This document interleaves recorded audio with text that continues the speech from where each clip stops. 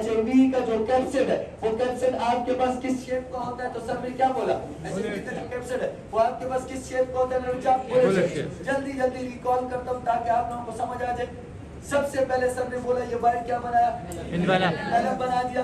और से सुना है, ये इन्वेलप बनाया। इन्वेलप आपके पास सिंपल मॉलिक्यूल से मिलके बना के कंजुगेटेड मॉलिक्यूल से, कंजुगेटेड मॉलिक्यूल में फेडरल की किताब में क्या लिखा है? लिपिड बाइलेट। क्या लिखा है? लिपिड बाइलेट। लेकिन हम क्लासिफिकेशन में इन्वेलप को किससे मिलके बनाते हैं? लिपोप्रोटीन। अब गौर से सुना, इस इन्वेलप के ऊपर एक मशरूम शेप स्ट्रक्चर होता है और इस मशरूम शेप स्ट्रक्चर का नाम क्या बोला? स्पाइक। अब स्पाइक का नंबर क्या है? 72 in number. How many spikes are present on HIV? 72। बात करें। उसके बाद सर ने एक और बात की, अगर स्पाइक को देखो तो स्पाइक के दो हिस्से, एक हेड होता है और एक टेल होता है। अगर वेट की बात करो तो एक हेड एज पर केपी, एज पर फेल्डर, इसका वेट कितना है? 120 किलो डाल्टन। और यहाँ पे टेल की बात करो तो टेल कितना है? 41 किलो डाल्टन। तो समझ आई बात की है? सिर्फ एक बात बता दो, इन्वेलप कंजुगेटेड बायोमॉलिक्यूल से मिलकर बना के नहीं बना?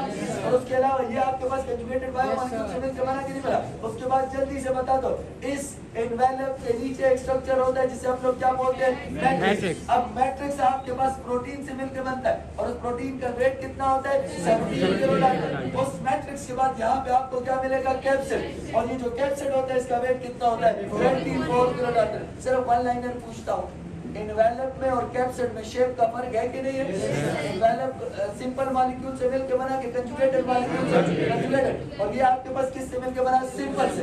अब गौर से सुनना, वन लाइनर बात बताता हूँ कि आपके पास जिसका जीनोम है उसके अंदर डबल स्टैंड होंगे कि सिंगल स्टैंड RNA होंगे? Single stand RNA। और सिंगल स्टैंड RNA के एक पीसेस होंगे कि दो पीसेस मौजूद होंगे? दो पीसेस मौजूद है। तो समझ आई बात की नहीं? दोबारा बताता हूँ, जरा गौर से सुनना। सर यहाँ पे आपको पॉइंट में बताते हैं, इसके जीनोम के बारे में बात करें तो इसके जीनोम के बारे में सर ने कहा RNA के पीस मौजूद है कि नहीं मौजूद है? और RNA के पीस मौजूद है, सिंगल है। एक स्टैंड बनाया हुआ है कि दो स्टैंड बनाया हुआ है? सिंगल ना स्टैंड का मतलब डबल स्टैंडर्ड तो नहीं है, पीसेस दो है तो सिंगल स्टैंड है, लेकिन पीसेस कितने होते हैं? दो। अब गौर से सुनना है, इसके अलावा यहाँ पे आपको तीन तरह के एंजाइम्स मिलते हैं।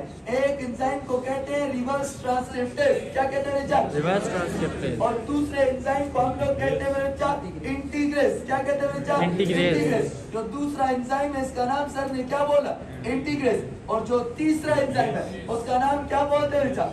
आपके पास प्रोटीएस। क्या बोलते हैं? प्रोटीएस। दोबारा बताता हूँ, यहाँ पे गलती नहीं करना, यहाँ पे पॉलीमरेज नहीं बोला बल्कि क्या बोला? प्रोटीएस। तो समझ आई बात?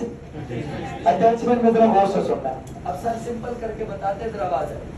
पहले स्टेप में स्पाइक और रिसेप्टर के दरमियान अटैचमेंट हुई, हो गई। आपके पास इस अटैचमेंट के बाद सेकंड स्टेप में फ्यूजन हुई, इन्वेलप और किसकी? सेल मेम्ब्रेन की। फिर उसके बाद ये सारा मटेरियल अंदर आया।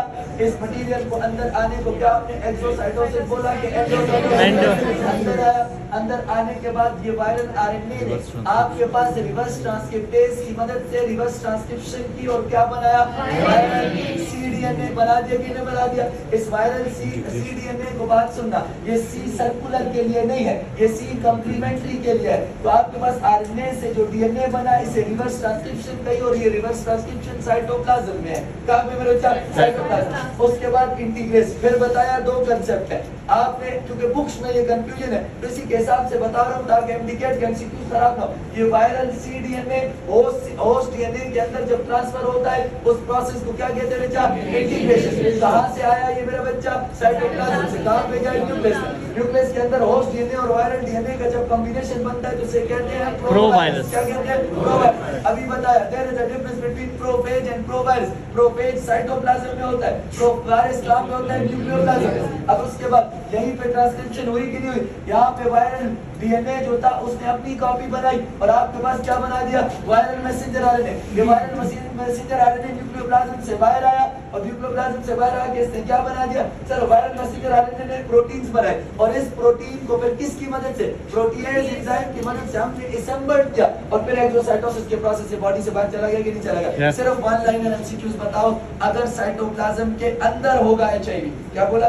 साइटोप्लाज्म के अंदर होगा तो उसके ऊपर इन्वेलप अभी मौजूद नहीं है। है। इन एक्सोसाइटोसिस से पहले क्या था, आपके पास क्या मौजूद हुई है, एनवेलप, और एक्सोसाइटोसिस के बाद उसके पास क्या मौजूद होगा, एनवेलप। और वो क्या एनवेलप मौजूद होगा।